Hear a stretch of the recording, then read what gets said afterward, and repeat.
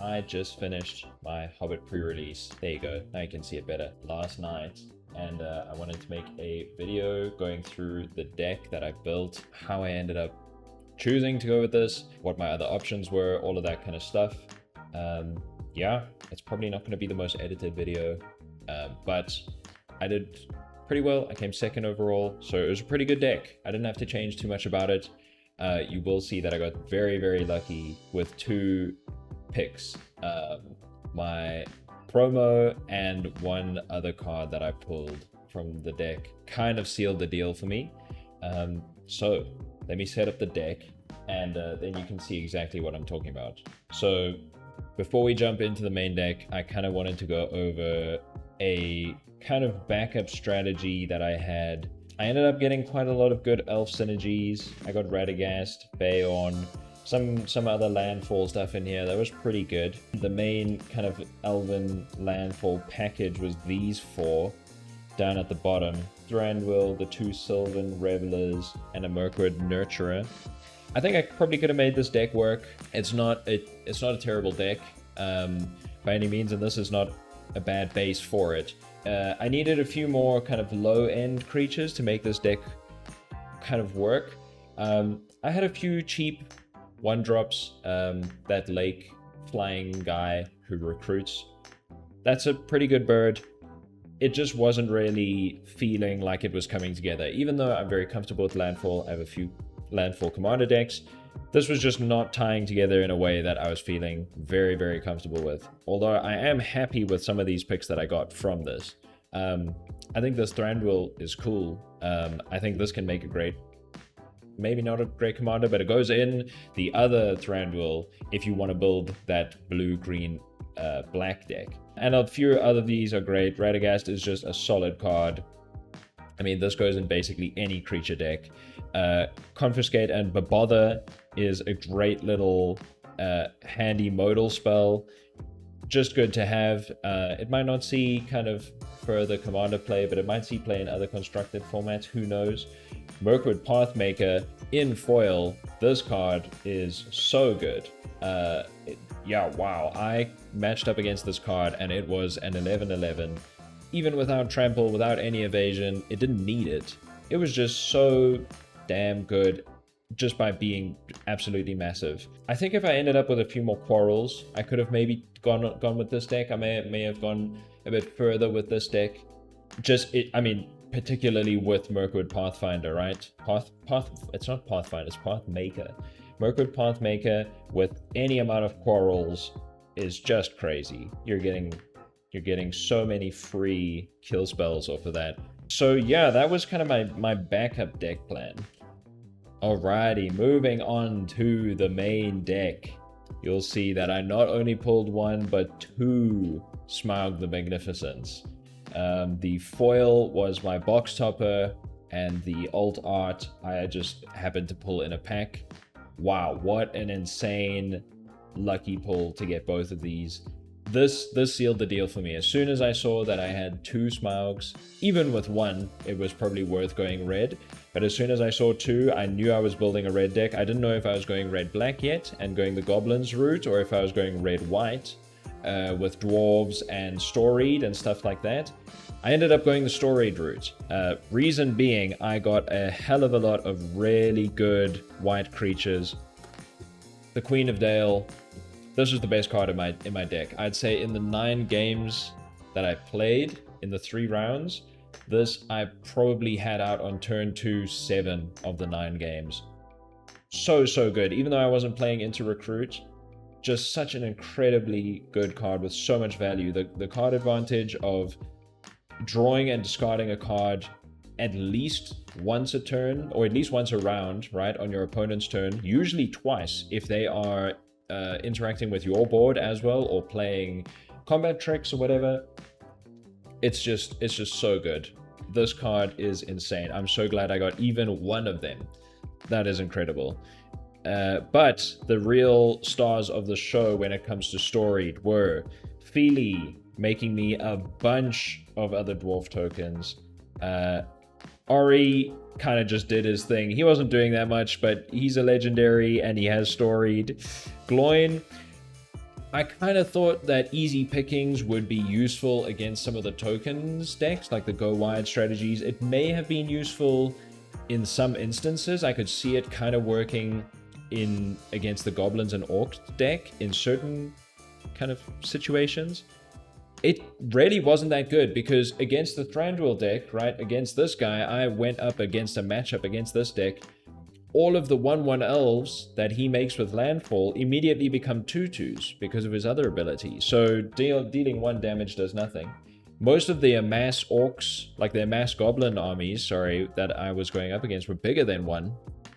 And even then, people are often going tall, not wide. So it didn't really do that much. But again, here's a dwarf. He helped get storied online.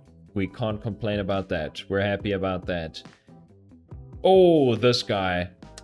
Snow Slope Hunter did big work in this deck. Sacrifice another creature or artifact. Exile the top card of your library. You may play it against until your next turn. Obviously, in red and white, we're struggling for card draw. In a kind of aggro deck like this, we are trying to churn through our deck as quickly as possible. This card made it happen. I could sacrifice the treasures that Smaug makes. I could sacrifice my dwarf tokens. I could sacrifice my tokens that came from recruit triggers. Throw things away, throw tokens away as quickly as possible to cycle through my deck and find a Smaug as quickly as possible. Smaug was my win con in a couple of the games, but he was more of a big threat in the follow-up games in the best of threes. So winning with Smaug in game 1 was fantastic because that meant that game 2 and 3 people were terrified of a Smaug coming back, and that almost distracted from the true purpose of this deck, or the true synergy of this deck, which was story, right? Getting Feely online, making a bunch of dwarf tokens with the other dwarves going really wide, and then all of them getting +1/+1. Nori was also helping out a lot with the first strike, just doing great work. And then I just had a few, I think 1 anthem, which helped kind of seal the deal. Thorin's Last Stand, the +2/+1 was always good, especially on Dory, who has Trample and makes a treasure. The treasure helps out Smaug, but Dory with the Trample was huge. We also had Boffer, cheap little 1-drop dwarf, just a solid legendary there. And Oin didn't really do anything, but hey, he came along for the ride. The haste did help every now and then. Getting storied online and then having haste did make a difference. The thing that helped this deck really go the distance without having to go into the sideboard a lot were all of the little combat tricks that I managed to find along the way. Cards like Smaug's Fury, Pinecone Strike. I actually had 2 Smaug's Furies. Stone by Sunlight, incredible card for protecting Smaug or just for killing a big goblin army or something like that. Burn, Tree and Fern, great against mirror matches. I ended up playing 1 mirror match in my last set, and that one went the distance. We actually ended up drawing the last game after going to the turn counts. We couldn't finish. But this card helped so much with that. Not only did the 6 damage take out any big dwarves that were already a threat on the opponent's board, but being able to destroy an artifact after that, particularly this is for the dwarves equipment deck, more than the strategy that I went into here, was really, really good. That helped a lot. There are cards like, is it Dane, who gives equipped creatures double strike? This card saved me from a double strike kill by being able to destroy the equipment axe that was on the creature that got double strike. That was huge.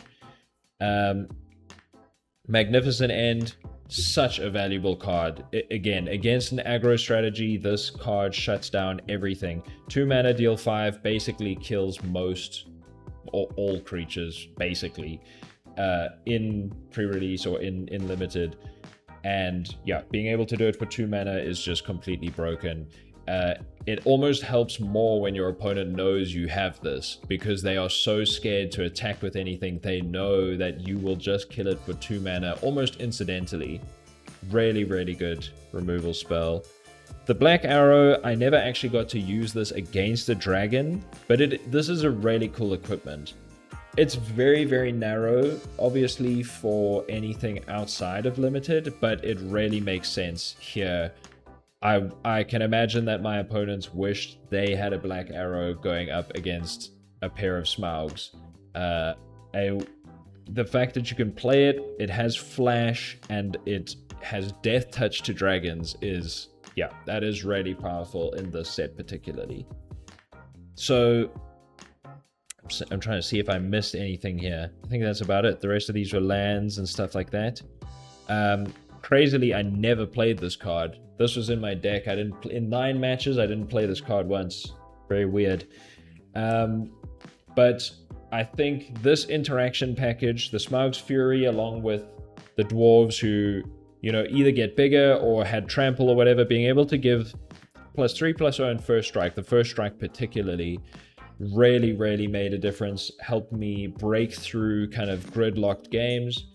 Pinecone Strike, again, destroying a target artifact token, really good against mirror matchups, being able to destroy token axes.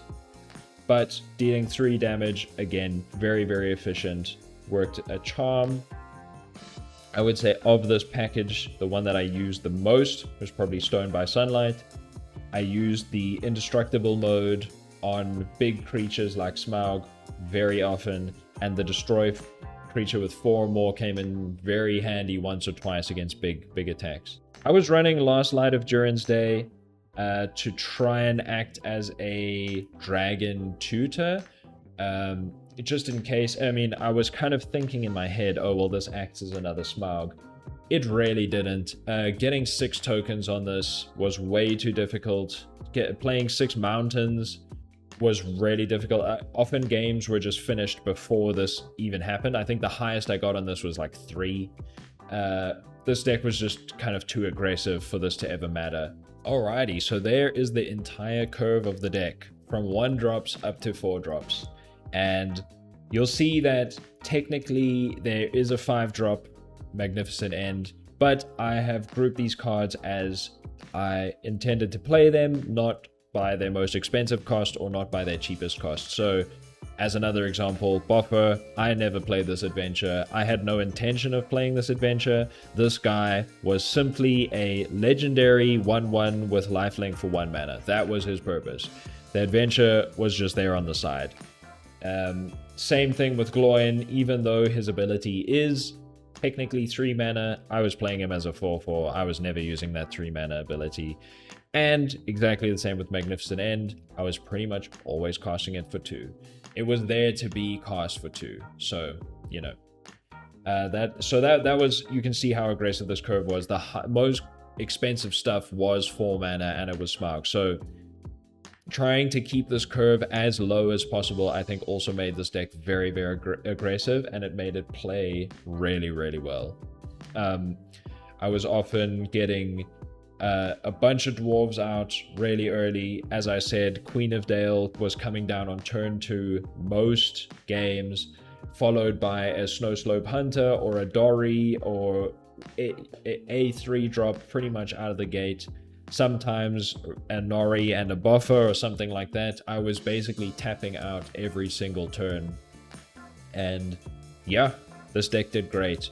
Storied is such a powerful mechanic. It is so easy to trigger. And once you've got the Enduring Story and it's online, you can just go, you can forget about it and you can just go crazy with your dwarves. Smaug is so powerful, such a great card in Limited.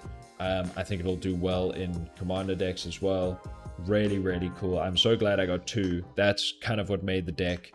And yeah, I think without Smaug, this deck could have still run well as a storied deck, but he was just such a good finisher, such a formidable threat, you know, putting people basically on a 5-turn clock when he came down if they were on full health. which usually by then they were not. They'd been beaten down a little bit by the dwarvish army. And yeah, in most cases, flying in haste meant instantly 4 damage. So yeah, just very, very, very powerful card. Yeah, I think I've kind of gone over what I could have changed looking at the sideboard. I could have optimized this deck a little bit, but I think the stats don't lie. I think the results don't lie. So my first round, I won the first game. My first round was against the Thranduil deck. It was against a landfall matchup. My first game I won. The second game ended up kind of grinding to a halt. I think I got the guy down to like 7 life, and I just completely got mana flooded. And to be fair as well, Thranduil was doing great work. He was spewing out elves, spewing out 2/2s, and it was a really wide board that I just couldn't answer. I'd run out of spot removal, and they had no board wipes, not for 2/2s. So second game, I'd lost, and I brought it back in the third. So first set went 2-1 to me. The second round, should I say, was against a red-black goblins matchup, goblins and orcs and stuff, trying to amass. To be fair, it wasn't the most focused deck, but I think this deck just played quicker, and I think that's how I ended up winning it. I ended up going 2-0 on that one. And finally, the last match of the night was a mirror match against another red-white dwarves deck, although it was an equipment dwarves deck instead of a storied deck. It obviously was playing into storied a little bit, but much more focused on the equipments, and that was a very, very interesting set of games. First game I took with no thanks to Smaug. Actually, both my Smaugs got killed. Despite drawing and playing both, they both got taken out. It actually came down to Dory with the trample, getting Dory nice and big and trampling through. He just did not have enough blockers. Second game went to my opponent. The equipments were just way too strong, with Dane giving a giant bird double strike because the bird was holding an axe. I think the bird was doing like 12 damage, and because of the double strike, and I had no flyers. So that took me out in 1 or 2 turns with no questions asked. The final game was very, very grindy. We both were kind of missing land drops and not really making much progress. And we'd run the clock, we went to turns, and ended up drawing. And with those standings, first set 2-1, second set 2-0, last set 1-1. I ended up coming second. My opponent in the last matchup ended up coming third, and some other guy who I ended up not playing, unfortunately, ended up coming first. But I do hope to see him at the next matchup. Alrighty, well, that's been that. I will see you again for another pre-release. Whenever I end up pre-releasing again, probably for Reality Fracture. We got Reality Fracture coming up, it's around the corner. I hope I can pre-release for that. It'll be really cool if I can. And I'll be back with another one of these, another little deck breakdown. Assuming I do well, if I come 15th or 16th place in Reality Fracture, you're not going to see one of these videos. It's not happening. But yeah, as long as I can have a podium finish again, or something close to it, Reality Fracture deck review will be on the cards.